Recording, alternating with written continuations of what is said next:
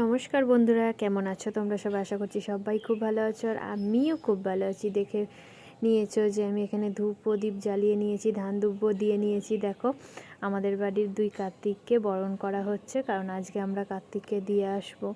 আর এই যে ছোট্ট পাড়া কার্তিকটা দেখছো, এটা 1 বছর আমার বাড়িতে ছিল।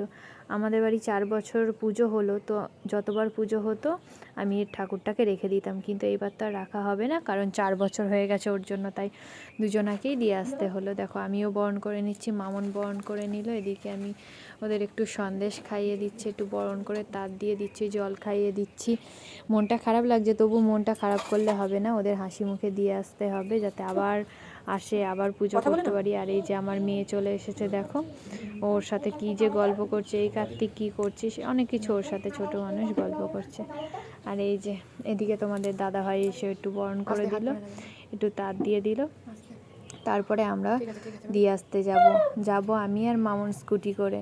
তো এই দেখো, আমি নিয়ে নিয়েছি একটাকে, আর একজনকে ওর ঠাম্মা নিয়ে নিয়েছে। তো ঠাম্মার থেকে ওর এবার দেখো চিনি নিয়ে নিল। এই দেখো, এবার আমার মেয়ের হাঁটাটা দেখো, ওই যে ওইটুকু মানুষ আবার যে ঠাকুর নিয়ে যাচ্ছে, ওর শুধু হাঁটাটা দেখো কেমন জোরে জোরে তুত্তুর তুত্তুর তুত্তুর করে যায়। তো একটাই কথা বলবো, যদি আমার তোমাদের এই ছোট ছোট মিনি ব্লগ, আমার যদি এই মিনি ব্লগগুলো তোমাদের ভালো লাগে, সবাই একটা লাইক কমেন্ট আর সাবস্ক্রাইব করতে ভুলবেন না। আর এই দেখো, এখানে উনি পোজ নিচ্ছেন যে মা আমার 2টো ফটো তুলে দাও। তো আমি বললাম এই কালো গেটটার কাছে দেখ, এখানে ভালো ফটো আছে, তাই জন্য এখানে এলো। এবার আমি দিয়ে দেবো মামনকে, কার্তিককে, কারণ স্কুটিটা আমি চালাবো, মামন বসবে। তো মামনকে দিয়ে আমি চালাবো স্কুটিটা। আর এদিকে আমার মেয়ে গান করছে, কার্তিক আয় আমি তোর সাথে খেলা করব। দেখো, নিয়ে নিয়ে ঘুরে ঘুরে বেড়াচ্ছে, আর ও গান করে বেড়াচ্ছে।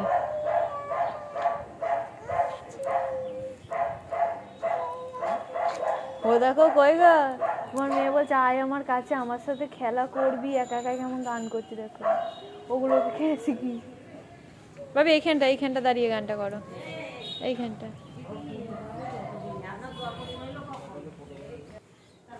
জোরে জোরে করো, দেখে নিলে আমার মেয়ে কেমন গান করলো। আর এই দেখো, আমরা চলে এসেছি গঙ্গার ধারে ঠাকুরগুলোকে বসিয়ে দিতে, কারণ কার্তিক ঠাকুর তো জলে ভাসান দিতে নেই, ওর জন্য আমরা ওকে বসিয়ে দিতে এলাম। এখানে একটা শিব মন্দিরও আছে, ওর পাশে প্রচুর ঠাকুর রেখে দেয়। দেখো কত বড় বড় ঠাকুরও রেখে দিয়েছে। এই দেখো, দেখেছো কত কার্তিক ঠাকুর, লক্ষ্মী ঠাকুর সব রেখে দিয়ে গেছে এখানে। আর এখানেই বসিয়ে দিয়ে যায় আমাদের এখানে মানুষজন, তো আমরাও এইখানটা বসিয়ে দেবো। এই যে মামন বসিয়ে দিচ্ছে দেখো, আর আমি ভিডিওটা ধরে দিচ্ছি। দুজনকে বসিয়ে দেওয়ার পর আমরা যাব একটু গঙ্গার ধারে।